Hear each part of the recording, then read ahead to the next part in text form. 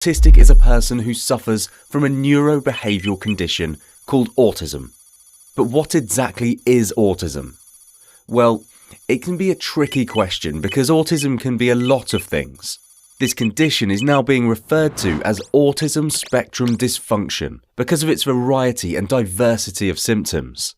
Quite possibly, my autism may be different from another autistic, and that his or her autism may also be different from another autistic, and so on. However, there are three basic symptoms that are observed in all types of autism. Social interaction challenges, deviant responsiveness and difficulty in communication, cognitive dysfunction and insensitivity or oversensitivity to certain stimuli including sight, hearing, smell, taste and touch, tendency to engage in repetitive behaviour throughout life on a daily basis. It may involve pacing, head rocking and hand flipping, etc. Now, let me evaluate myself according to these symptoms.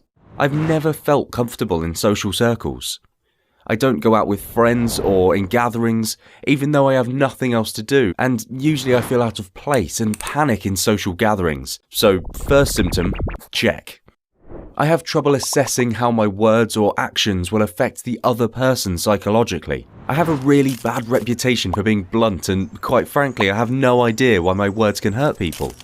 Most people tell me that I don't respond when I'm spoken to. I know that they're talking to me, but I feel a lot of background noise, which makes it hard for me to focus on one point during conversations with multiple stimuli involved. Along with that, sometimes I cannot assess the hidden meanings in conversations.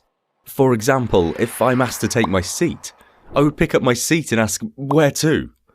So, second symptom, check. Since my childhood, I have a strong tendency for head rocking side to side. It calms me down. I have these episodes daily and quite often multiple times in the same day. So third symptom, big check. Enough about me. Let's go through some important facts about autism. Autism is known to affect 1 in every 60 individuals, with boys at 5 times more risk to be autistic than girls. Quick question.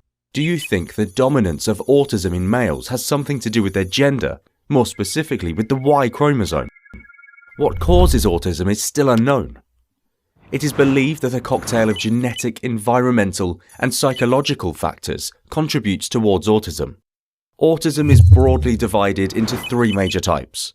Classical or Kanner's autism, often referred to as severe autism. This type usually covers the low-functioning autism.